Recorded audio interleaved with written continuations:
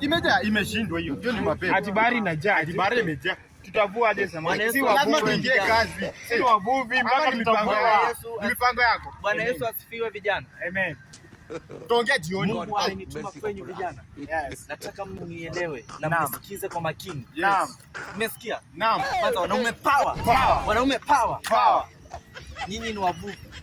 Amen. Umejuaje pasta? Nyinyi ni wavivu wa kazi. Umejua aje? Nyinyi ni wavivu wa kazi.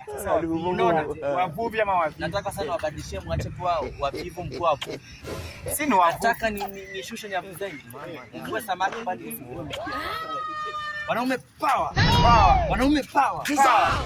Kitabu cha Mathayo verse 1 inasema wanaume ambao wamekaa pamoja ni mashoga wanaume. God have mercy upon Wanaume us. power. Wanaume power. Sawa. Mungu nishie nguvu zangu nifanye kazi yangu kawaida. Wanaume power. Basi kama nimewakosea poleni. Nimetaka kujua kama nyinyi mnafanya kazi. Asanteni. Kuja mtanua mandazi ama mpewa watu wengi. Kuja Sadaka ni mchungaji. Hiyo tabia gani? Nataka mnishike ndio mnifinye finye. Nani hawajui? Umejua aje wewe na wewe?